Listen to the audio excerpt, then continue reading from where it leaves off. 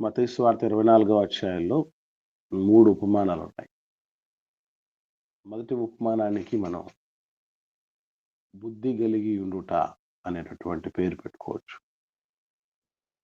రెండవ ఉపమానానికి నమ్మకస్తులై ఉండుట అన్న పేరుండొచ్చు. ఇప్పుడు మనం నేర్చుకునబోయే మూడవ ఉపమానానికి సిద్ధపడి ఉండుట అనేటటువంటి పేరు పెట్టుకోవచ్చు. మత్తయి సువార్త 24వ అధ్యాయంలో 25వ అధ్యాయంలో 31వ వచనం నుండి ఈ అధ్యాయానికి చివరి వచనం 46వ వచనం వరకు గొర్రెలు మేకలకు సంబంధించినటువంటి ఉపమానం ఉంది. దీన్నే సిద్ధపడి ఉండుట అనేటటువంటి టైటిల్తో మనం నేర్చుకోవచ్చు. మనం చాలాసార్లు చదివినటువంటి వాటికి మించినటువంటి చాలా శ్రేష్టమైన సంగతులు మనం ఈ సమయంలో నేర్చుకోబోతున్నాం. నేను చదువుతాను. ఒక 34వ వచనంలో కాస్త సగం వరకు మనం నేర్చుకోవచ్చు. 31వ వచనం నుండి 34వ వచనం వరకు ఒక 4 వచనాలు ప్రస్తుతానికి నేర్చుకోవచ్చు. నేను చదువుతున్నాను, చూడండి. తన మహిమతో మనుష్య కుమారుడును ఆయనతో కూడా సమస్త దూతలను వచ్చున్నప్పుడు ఆయన తన మహిమగల సింహాసనము మీద ఆసీనుడై ఉండును. అప్పుడు సమస్త జనములు ఆయన ఎదుట పోగు చేయబడుదురు. గొల్లవాడు మేకలలో నుండి గొర్రెలను వేరుపరచున్నట్లు ఆయన వారిని వేరుపరచి తన కుడివైపున గొర్రెలను ఎడమవైపున మేకలను నిలవబెట్టును. అప్పుడు రాజు తన కుడివైపున ఉన్నవారిని చూచి, నా తండ్రి చేత ఆశీర్వదింపబడిన వారలారా రండి, లోకము పుట్టినది మొదలుకొని మీ కొరకు సిద్ధపరచబడిన రాజ్యమును స్వతంత్రించుకున్నది. సో ఇంతవరకు మనం ధ్యానం చేసే ప్రయత్నం చేద్దాం ప్రియులారా. మొదటగా ఇప్పుడు ఉపమానాలు చదివేటప్పుడు సాధారణంగా ఒక ఉదాసీన వైఖరితో చదువుతూ ఉంటారు చాలామంది. అంటే తెలిసిందేలే అనేటటువంటి రీతిగా ఆలోచన చేస్తూ ముందుకు సాగుతారు. దానివల్ల మనకు ఎట్టి ప్రయోజనమును ఉండదు. తినగా వేపాకు కూడా తీయగా మారుతుంది అన్నది ఎంత నిజమో, జుంటి తేనె ధారల కంటే మధురమైన దేవుడి మాటలు మనం జుర్రుకొనగా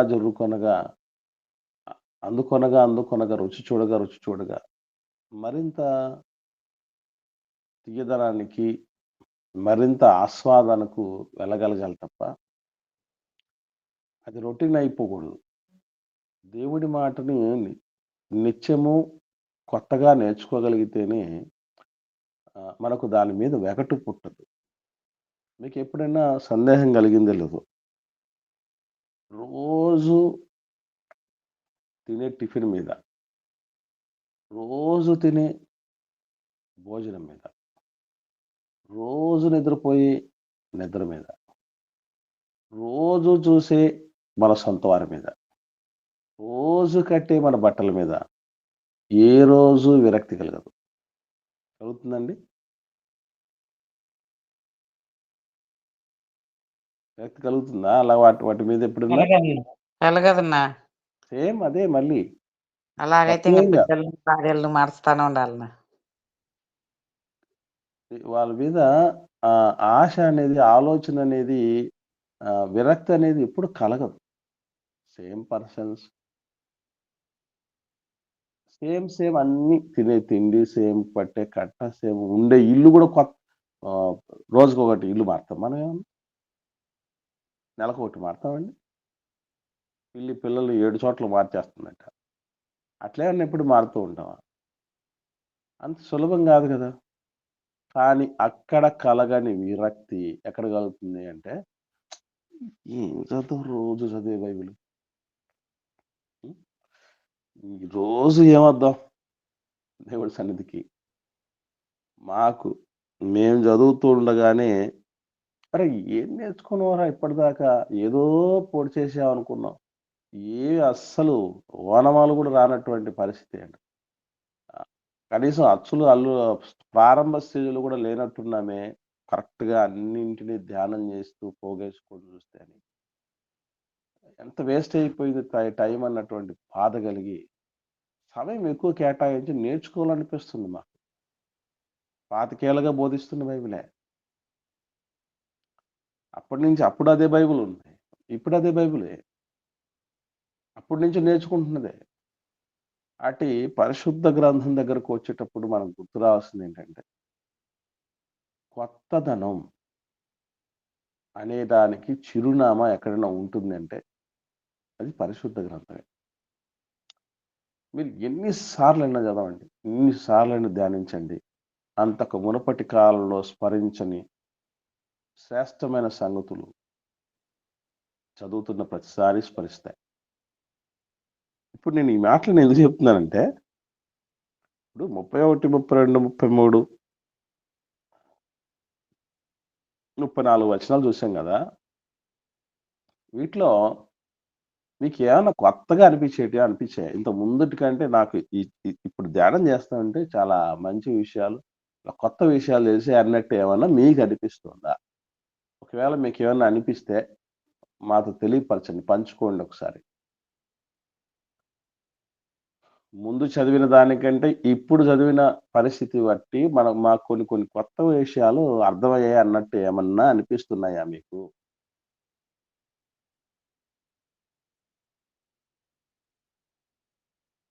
సంవత్సరాల తరబడి కొనసాగే సీరియలు రోజు కొత్తగా తీస్తాడు వాడు.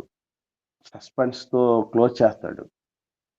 మళ్ళీ ఎపిసోడ్ చూడాలని విధంగా వాడు అట్లా క్రియేట్ చేస్తాడు పరిస్థితి.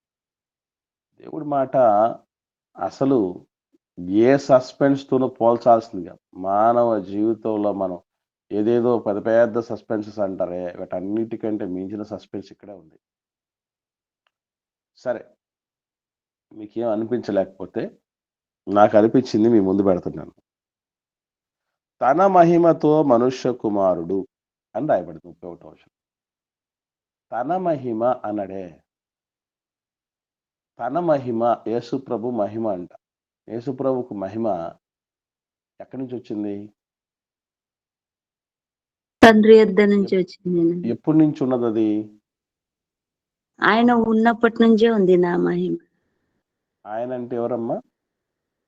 యేసుక్రీస్తు లోకము పుట్టినది మొదలుకొని సృష్టి ఉన్నప్పుడే ఉందండి మహిమ. ఇప్పుడు తండ్రి దగ్గర నుంచి మహిమ వచ్చింది యేసుప్రభుల వారికండి. మనకి ఎక్కడ ఉంది చెప్పండి?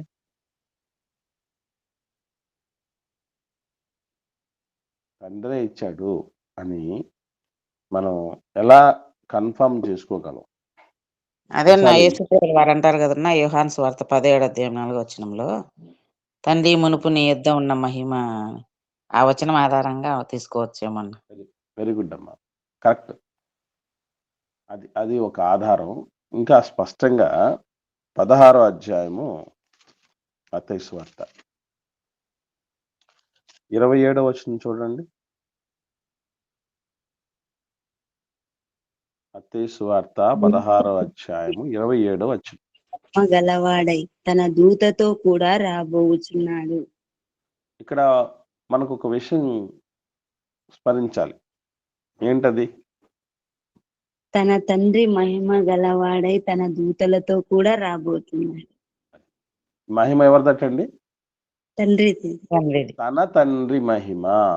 తన తండ్రి మహిమ గలవాడై అన్నాడు. కాబట్టి ఈ మహిమ ప్రభువుల వారికి తండ్రి దగ్గర నుంచి వచ్చింది.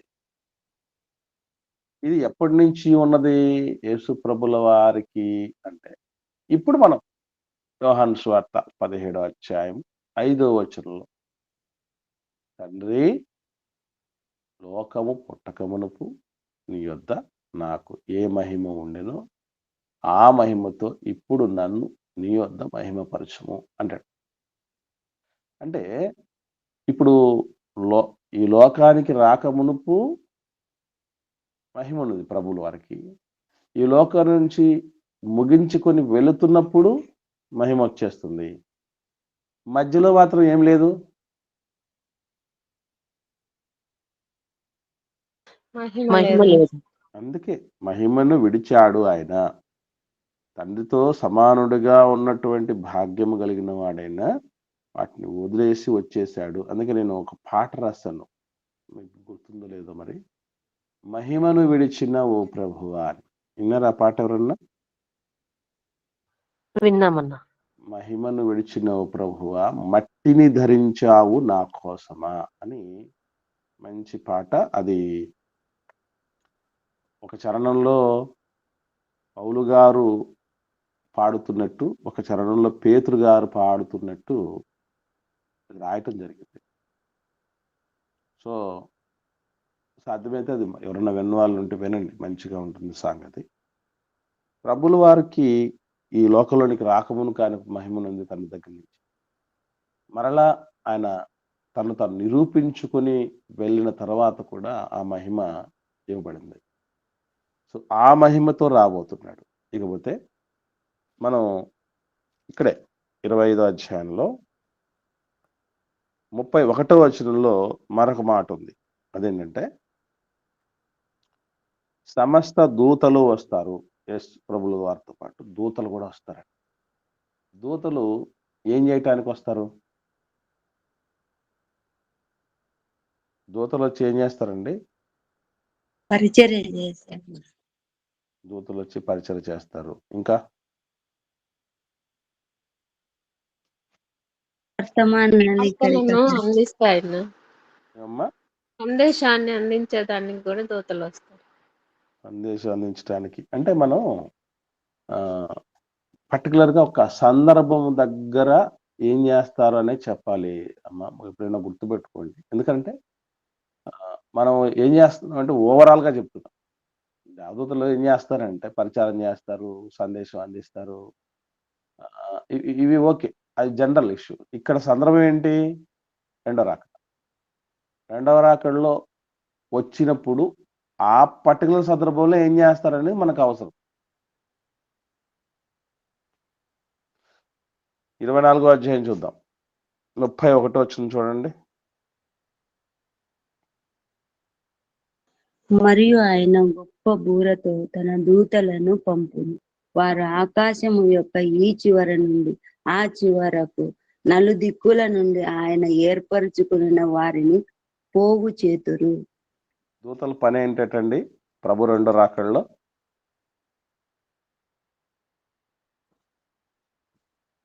అందరినీ పోగు చేయడం. తన ఎస్పెషల్లీ మనం ఇక్కడ ఎవరిని ఇక్కడ పర్టికులర్ గా పోగు చేసేవారు ఎవరు అనేది క్లారిటీగా ఉందమ్మా. ఆయన ఏర్పరచుకొనిన వారిని పోగు చేయటం అంటే ఎందుకు? మరి మిగతా వాళ్ళని పోగు చేయాల్సిన అక్కర్లేదా అంటే అక్కర్లేదు. రెండు గుంపులు ఉంటే ఒక గుంపును సపరేట్ చేస్తే ఇంకో గుంపు ఆటోమేటిక్ ఏమైనట్టు సపరేట్. అది ఎందుకు మళ్ళీ ఏర్పరచబడిన వారిని సపరేట్ చేస్తున్నారనే మాట ఒక్కటే పర్టికులర్ ఎందుకు చెప్పబడిందంటే వాళ్ళు విలువైన వాళ్ళు తక్కువ సంఖ్యలో ఉండేవాడు. చిన్నగా అర్థం కావట్లేదు మాట చెప్తాం. బియ్యంలో రాళ్ళు ఏరటం చేస్తామా? రాళ్ళలో బియ్యాన్ని ఏరటం చేస్తామా? బియ్యంలో రాళ్ళు ఏరటమే చేస్తాం. ఎందుకు చేస్తాం చెప్పండి? అవి చాలా తక్కువగా ఉంటాయి కాబట్టి తొందరగా వేరేయచ్చు. అలాగే లోకములో నుంచి తన వారిని వేరుపరుస్తున్నారంటే ఇందు మూలంగా మనకేం అర్థం కావాలి చెప్పండి? ఆయన ఏర్పరచుకున్న వాళ్ళందరినీ తక్కువ మంది ఉంటాం. ఆ తక్కువ మందిని వేరు చేసేటువంటి పరిస్థితిలో ఉంటాం. ఆ తక్కువ మందిలో మనం కూడా ఉండేటట్టు చూసుకోవాలి. నెక్స్ట్ ఇంకా దేవదూతలు ఆ టైంలో సెకండ్ కమింగ్ టైంలో ఏం చేస్తారు అనేటటువంటిది మత్తయి సువార్త 13వ అధ్యాయము 39వ వచనం కూడా చూద్దాం. 39వ వచనం కూడా చూద్దాం. వాటి విత్తిన శత్రువు అపవాది కోత యుగ సమాప్తి. కోత కోయువారు దేవదూతలు. దేవదూతలు ఏం చేస్తారంటే కోత కోసేస్తారు. అంటే లోకానికి అంతం పలికేటటువంటి పరిస్థితి లోనికి వచ్చేస్తారు. ఒక కోత కోసేస్తారంటే వేరు చేసేస్తారు ఇక. అంటే జీవం నుంచి, భూమి నుంచి వచ్చే జీవం, మాతృ వేర్ల నుంచి వచ్చే జీవం నుండి వేరు చేస్తారంటే మానవాళికి ముగింపు. అది దేవదూతల ద్వారా దేవుడు చేస్తాడు అనేది మనం మర్చిపోకూడదు. 41వ వచనం చదువుదాం. మనుష్య కుమారుడు తన దూతలను పంపును, వారాయన రాజ్యములో నుండి ఆటంకములకు సకలమైన వాటిని దుర్నీతి పరులను సమకూర్చి అగ్నిగుండములో పడవేయుదురు. అంటే అగ్నిగుణంలో పడేసే పని కూడా ఎవరిదండి? దేవదూతలదే. దేవదూతలది. వేరు చేసే పని కూడా వాళ్ళదే. ఒకసారి ఇంకో మాట కూడా 49వ వచనం కూడా చదువుదాం. 49వ అలాగే యుగ సమాప్తి యందు జరుగును. దేవదూతలు వచ్చి నీతిమంతులలో నుండి దుష్టులను వేరుపరచి. చాలమ్మా. సో ఇందులో మనకు న్యూ టెస్టమెంట్ లో యేసుప్రభు యొక్క రెండవ రాకట్లో దేవదూతల పాత్ర ఏంటి అని అంటే, ఉన్నటువంటి వారిలో నుంచి నీతిమంతులను వాళ్ళు వేరు చేస్తారు. తర్వాత దుష్టులను ఏం చేయటం జరుగుతుంది అని అంటే అగ్నిగుణంలో పడేస్తారు. ఆ రోజు మనకు నెబుకద్నెజరు రాజు అగ్నిగుణంలో పడేస్తాను ఈ ప్రతిమకు మొక్కనివ్వటువంటి వాళ్ళని అని చెప్పినప్పుడు అగ్నిగుణంలో ఆయన పడేస్తాడని చెప్పాడు. కానీ పడేసింది ఎవరు? మనుషులు పడేశారు. కానీ ఎందుకు అలాగా అంటే సర్వెంట్స్ అంటారు, పని వాళ్ళు ఉన్నారు. ఆయన మహారాజు కాబట్టి మహారాజు దగ్గర పని వాళ్ళు ఉంటారు. ఆయనే స్వయంగా వచ్చి చేయాల్సిన పని అక్కర్లేదు. ఓకే, కాబట్టి ఇక్కడ గుర్తుపెట్టుకోవాల్సినటువంటి పని, ఇప్పుడు ఇండియా ఆడింది, క్రికెట్లో ఇండియా ఆడిందంటే ఇండియాలో ఉన్నటువంటి ప్రధానమంత్రి వచ్చి ఆడాడని కాదు అక్కడ అర్థం. ఆయన ప్రతినిధులు వచ్చి పని చేశారండి.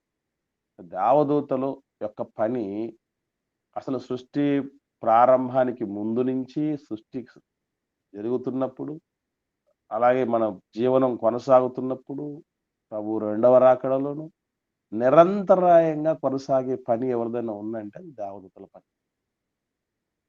ఇది ఆ పని ఉంది కనుక యేసు ప్రభుల వారు ఎవరితో వస్తున్నారట? దూతలతో కూడా వస్తున్నారు.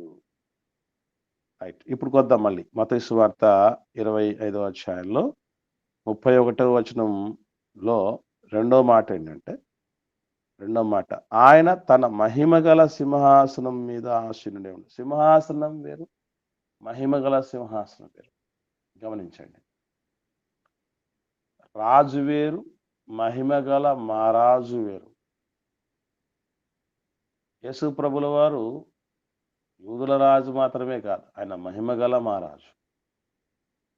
యేసు ప్రభుల వారికి సింహాసనం ఉంది, అది మిగతా రాజులు కూర్చున్న సింహాసనం లాంటిది కాదు, మహిమగల సింహాసనం. ఎందుకనంటే అంతిమ తీర్పు తీర్చుట కొరకు ఏ రాజు ముందు లోకమంతా వచ్చి నిలబడలేదు. ఒక్క యేసు ప్రభు ముందే అది జరగబోతుంది కనుక అందుకే ఆ సింహాసనం ఎటువంటి సింహాసనం అటండి? మహిమగల సింహాసనం. 32వ వచనంలో, అప్పుడు సమస్త జనములు ఆయన ఎదుట పోగు చేయబడుదురు. వెంటనే ఇక్కడ గుర్తుపెట్టుకోవాల్సినటువంటి విషయం ఏంటంటే, సమస్త జనములు అన్న విషయంలో చాలా మందికి అసలు రెండవ రాకడ అనగానే ఒక్కరే గుర్తొస్తారు ప్రపంచానికి అంతా. బేసికలీ సర్వసాధారణంగా ఒక్క గుంపే గుర్తొస్తుంది. ఏ గుంపు గుర్తొస్తుంది అంటే రెండవ రాకడ అనగానే? అంటే దుష్టులు గుర్తొస్తారా, నీతిమంతులు గుర్తొస్తారా? అది అడుగుతున్నాను. రెండు గుంపులు ఉన్నాయంటే అది నీతిమంతులేనా? కొంతమందికి నీతిమంతులు. అది జనరల్ విషయం మనం ఆలోచన చేస్తే పర్టికులర్గా మనం బాగా లోతులోనికి వెళ్ళాం కాబట్టి మనం స్వయంగా మన గురించి మనం ఆలోచన చేసుకోవాలనే ఆలోచనలు ఉన్నాం కాబట్టి నీతిమంతుల కోసమే ఆలోచన చేస్తూ ఉంటాం. కానీ లోకమంతా సర్వసాధారణంగా దుష్టుల కొరకే సెకండ్ కమింగ్ అనే ఆలోచన ఉన్నారు. అందుకే ఎప్పుడు చూడండి, రే యేసే వచ్చేస్తున్నాడు జాగ్రత్త, ప్రభు వచ్చేస్తున్నాడు జాగ్రత్త అన్నట్టు చెప్తూ ఉంటారు కదా. ఇది ఒక్కరి కోసం కాదు, ఒక గుంపు కోసం కాదు, అందరి కోసం. అందుకే అప్పుడు సమస్త జనములు ఆయన ఎదుట పోగు చేయబడతారు. ఈ పోగు చేసే వాళ్ళు ఎవరు? దేవదూతలు. దేవదూతలు. అది పోగు చేసే వాళ్ళు ఎవరంటే దేవదూతలు. ఎట్లా వేరు చేస్తారట? పోగు చేయబడినటువంటి వాళ్ళను మళ్ళీ ఏం చేస్తారట? నెక్స్ట్ స్టెప్ ఏంటి? అందరినీ ఒక చోట తీసుకుని వచ్చి ఆ తర్వాత ఏం చేస్తున్నారంటే వేరు చేస్తారట. అదిగో చూడండి ఏమని రాయబడిందో, గొల్లవాడు మేకలలో నుండి గొర్రెలను వేరుపరచున్నట్లు ఆయన వారిని వేరుపరిచి అన్నాడు. ఇక్కడ 2 బ్యాచ్లు అయిపోయి అందరినీ ఒక గుంపుకు తీసుకొచ్చారు. ఫస్ట్ ఆ ఒకే ఒక ఫైనల్ గుంపులో నుంచి 2 బ్యాచ్లుగా మారిపోతుంది. ఈ 2 అనేటటువంటివి మత్తయి సువార్తలో చాలా ఎక్కువ కనబడతాయి. ఇప్పుడు మనకు తెలిసినటువంటి ఇప్పటి వరకు మనం నేర్చుకున్నటువంటి వాటిలో 2 పరస్పర విరుద్ధమైనటువంటి విషయాలు, గుంపులు, వ్యక్తులు కనబడతారు. ఎవరన్నా మీరు గుర్తొస్తున్నారా? ఈ 2 పోలికలు. ఇప్పుడు గొర్రెలు, మేకలు ఉన్నారు కదండి. అలా పోల్చినటువంటి పోలికలు, మానవుల్ని పోల్చినటువంటి పోలికలు. గురుగులు, గురుగులు గోధుమలు ఉన్నాయి. Very good. గురుగులు, గోధుమలు ఒకటి. ఇంకా మేకలు గొర్రెలు. ఇప్పుడు ఉన్నటువంటి మేకలు, గొర్రెలు. వెరీ గుడ్ అమ్మా. ఇంకా బుద్ధిగల కన్యకలు, బుద్ధి లేని కన్యకలు. వెరీ గుడ్ అమ్మా. ముగ్గురు. బుద్ధిగల కన్యకలు, బుద్ధి లేని కన్యకలు. ఇంకా నీతిమంతులు, అనీతిమంతులు. ఓకే అమ్మా. అంటే మనకు ఎస్పెషల్లీ నీతిమంతులు, అనీతిమంతులు అంటే ఓకే, అదొక పోలిక. ఇంకా చాలా ఉన్నాయి. మత్తయి సువార్త అంతానండి మీకు అర్థం కావడం మాట చెప్తాను. 3వ అధ్యాయం 12వ వచనం చూడండి. 3వ అధ్యాయం 12వ వచనం. ఇదే మత్తయి సువార్త. వీటిని ఏమని అంటారంటే ద్విగుణ పోలికలు అంటారు. ఆయన చేతిలో ఉన్నది. ఆయన తన కళ్ళమును బాగుగా శుభ్రము చేసి గోధుమలను కొట్టులో పోసి ఆరని అగ్నితో పొట్టును కాల్చిపోయినని వారితో చెప్పాను. ద్విగుణ పోలికలు 2 ఇక్కడ ఉన్నాయి. ఏంటి అవి చెప్పండి? గోధుమలు, పొట్టు, గోధుమలు. ఇదొక పోలిక. తర్వాత చూద్దాం 7వ అధ్యాయంలో. 7వ అధ్యాయంలో 2 పోలికలు ఉన్నాయి. 3 పోలికలు ఉన్నాయి 7వ అధ్యాయంలో. 13, 14 వచనాలు చూడండి. ఇరుకు ద్వారము 7వ అధ్యాయము 13, 14 వచనాలు. ద్వారము వెడల్పును ఆ దారి విశాలమై ఉన్నది. 2 పోలికలు ఉన్నాయి. ఏమున్నాయి చెప్పండి? ఇరుకు ద్వారము విశాల మార్గం. ఇరుకు ద్వారము, విశాల మార్గం. 15వ వచనం చూద్దాం. 15వ వచనం. అబద్ధ ప్రవక్తను గూర్చి జాగ్రత్త పడడి. వారు గొర్రె చర్మమును వేసుకొని మీ యొద్దకు వత్తురు, కాని లోపల వారు క్రూరమైన తోడేళ్ళు. చూడండి ఇక్కడ కూడా ఏం చెప్తున్నాడు? గొర్రెలు తోడేళ్ళు అన్న పోలిక చెప్తున్నాడు. ఓకే. తర్వాత 17వ వచనం. 17వ వచనం. అలాగునని ప్రతి మంచి చెట్టు మంచి ఫలములు ఫలించును, పనికి మాలిన చెట్టు కాని ఫలములు ఫలించును. ఇక్కడ కూడా ఒక మంచి పోలిక. చెట్టు పనికి మాలిన చెట్టు. వెరీ గుడ్ అమ్మా, మంచిది. 24వ వచనానికి వద్దాం. 24వ వచనం నుండి. కాబట్టి ఈ నా మాటలు విని వాటి చొప్పున చేయు ప్రతివాడును బండ మీద తన ఇల్లు కట్టుకొనిన బుద్ధిమంతుని పోలి ఉన్నాడు. ఆ కింది వచనాలకు వచ్చేటప్పుడు ఇంకొక ఆయన కూడా వస్తాడు. ఎవరతడు? బుద్ధి లేని నిర్మాణకుడు, ఇంటి నిర్మాణకుడు. అంటే బుద్ధి కలిగిన ఇంటి నిర్మాణకుడు, బుద్ధి లేని ఇంటి నిర్మాణకులు అనేటటువంటి విషయాలు మనకు అక్కడ కనబడతాయి. ఇంతకుముందు మనం చెప్పుకున్నట్టు 13వ అధ్యాయంలో గురుగులు, గోధుమలు ఉన్నాయి. వాళ్ళతో పాటు ఇంకా కూడా ఉన్నాయి. ఏంటో చూద్దాం. 13వ అధ్యాయంలో 47వ వచనం. 13వ అధ్యాయము 47వ వచనం చూద్దాం. మరియు పరలోక రాజ్యము సముద్రంలో వేయబడే నానా విధములైన చేపలను పట్టిన వలను పోలి ఉన్నది. సో ఇక్కడ కూడా మనకు మంచి చేపలు, చెడ్డ చేపలు అనేటటువంటి 2 పోలికలు మనకు కనబడతాయి.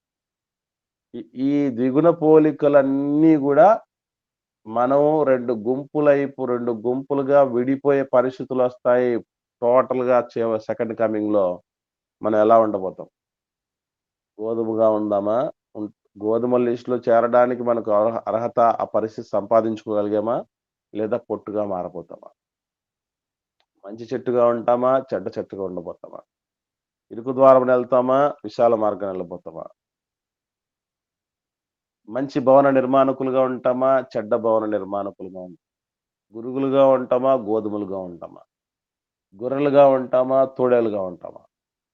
ఎక్కడెక్కడ ఉండబోతున్నాం మనం? ఎలా ఉండబోతున్నాం అనేటువంటి చెక్ చేసుకోవటానికి ఈ పోలికలన్నీ పోల్చు. మంచి చేపలా? చెడ్డ చేపలుగా ఉన్నాం. ఇంగా చూద్దాం. 21 అధ్యాయంకి వద్దాం. 21 అధ్యాయంలో మత్తయి సువార్త 21 అధ్యాయము 24 వచనం నుండి చూద్దాం.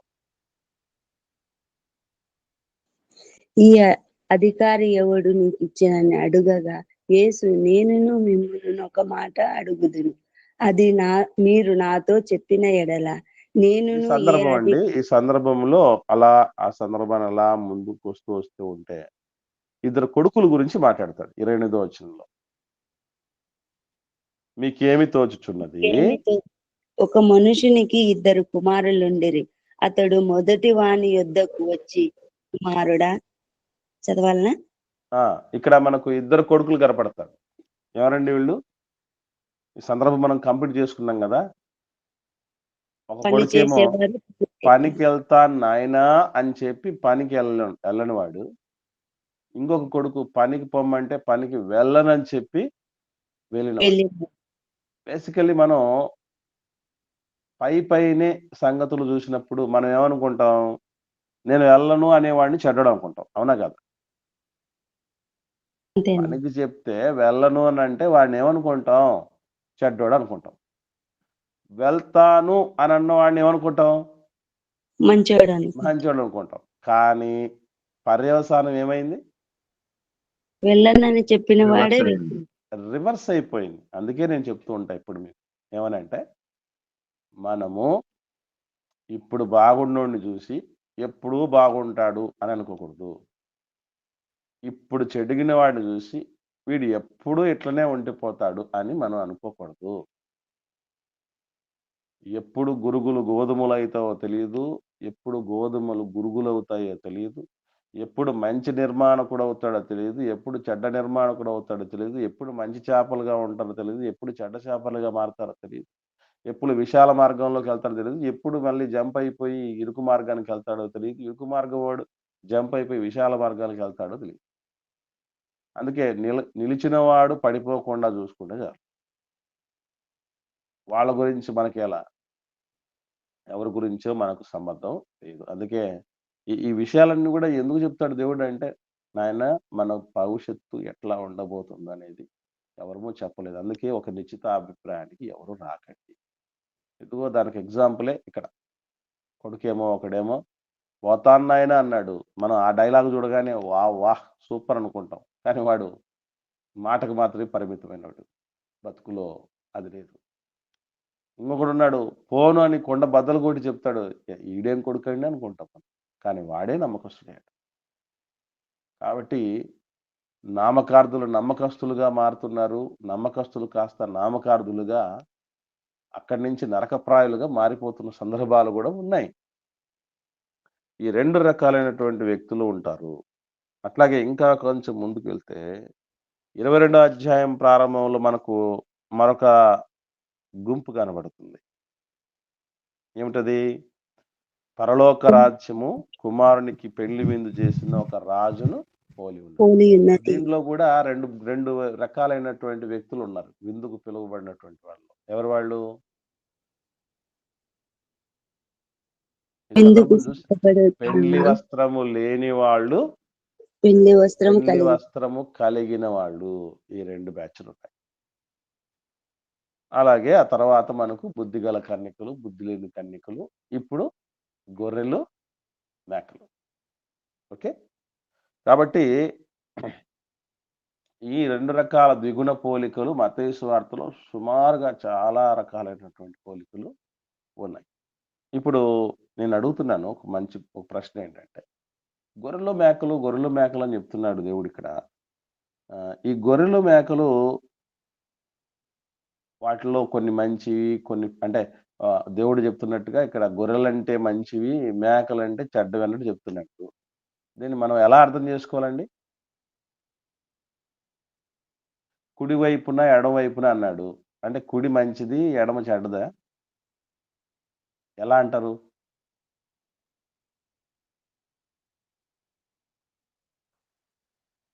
మనకు అర్థం కావడానికి పోలిక చెప్పినాడు నా.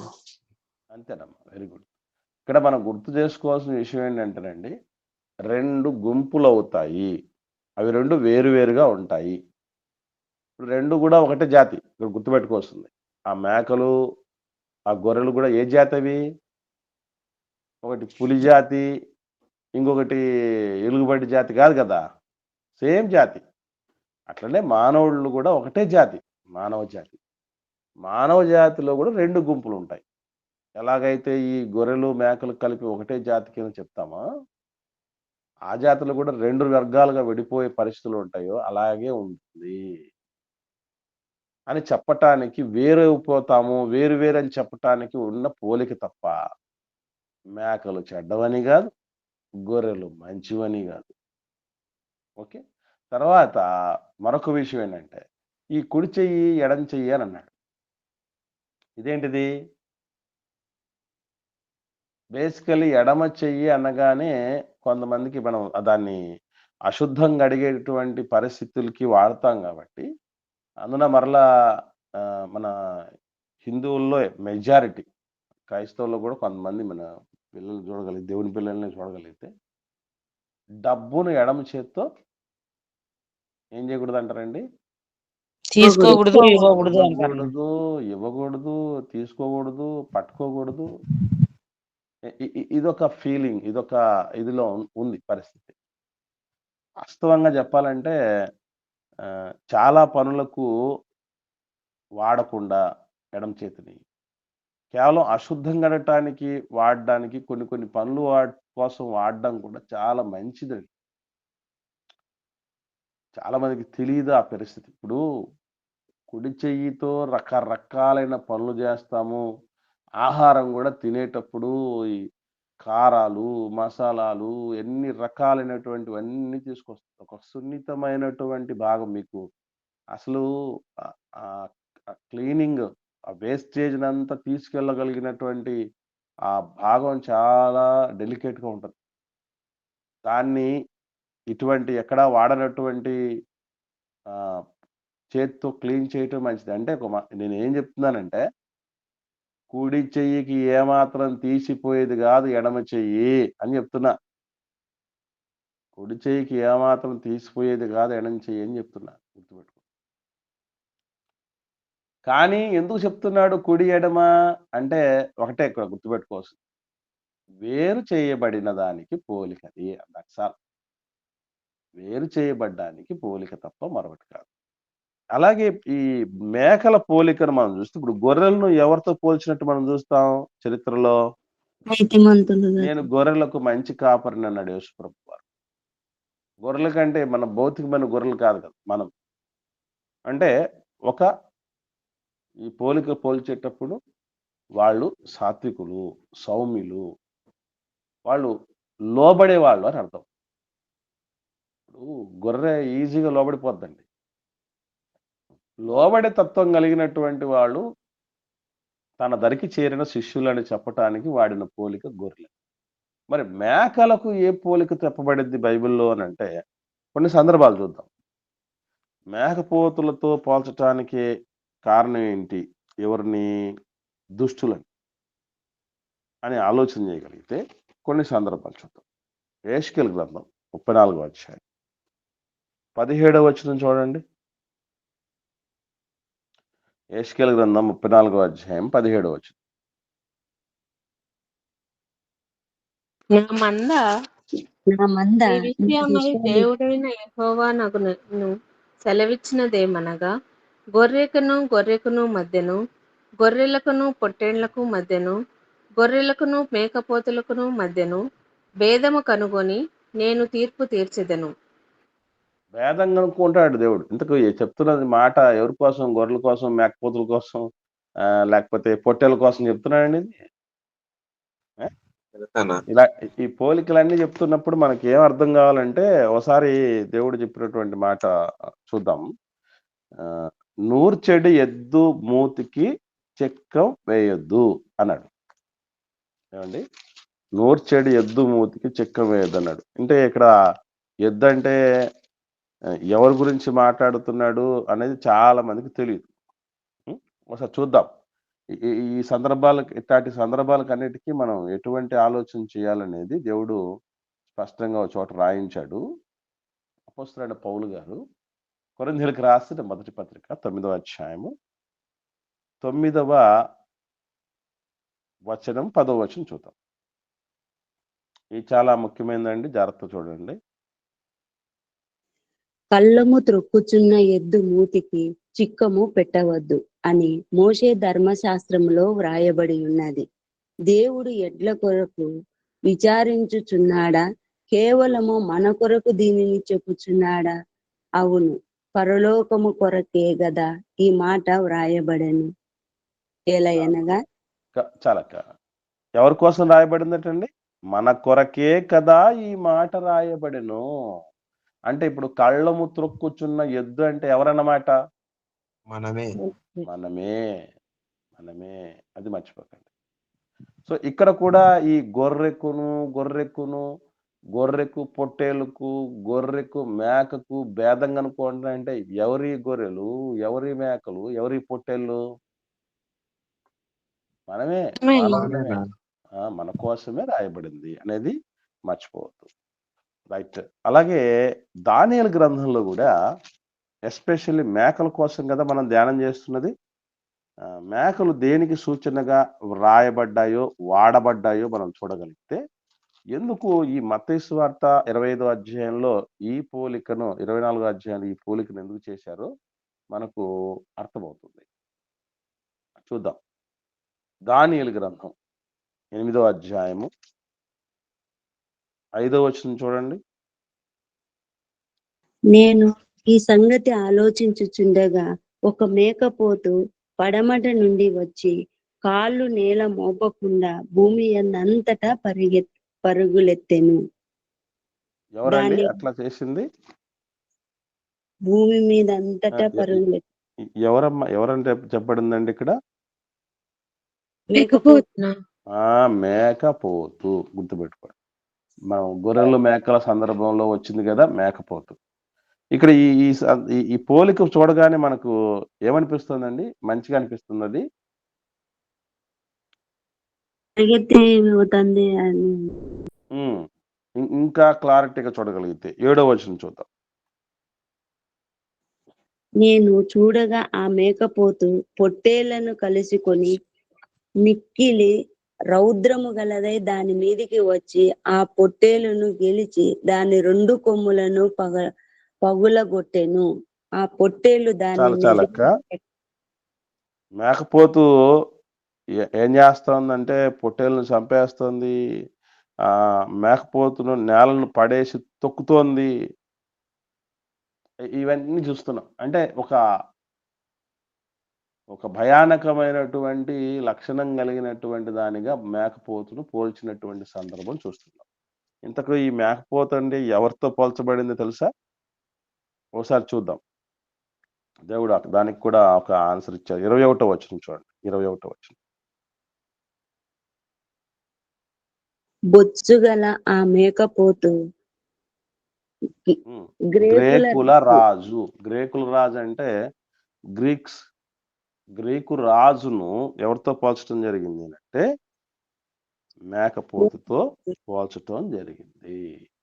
సో గ్రీకుల రాజులు వీళ్ళందరూ కూడా ఏ విధంగా మానవుల్ని ఒక ఘోరమైనటువంటి రీతిలో వాళ్ళు రూల్ చేశారో, ఎలాంటి భయోత్పాతాలకు మానవులను గురి చేశారు, రక్తపాతాలు సృష్టించారో మనకు తెలుసు. అటువంటి వాళ్ళని మేకపోతులతో పోల్చిన చరిత్ర పాత నిబంధనలో మనం చూడగలం. అందుకే దుష్టులను మేకలతో పోల్చిన సందర్భాలు ఉన్నాయి. మళ్ళీ చెప్తున్నా, మనం చూస్తున్న భౌతికమైన మేకలు చెడ్డవి కాదు. భౌతికమైన మేకలు చెడ్డవి కాదు.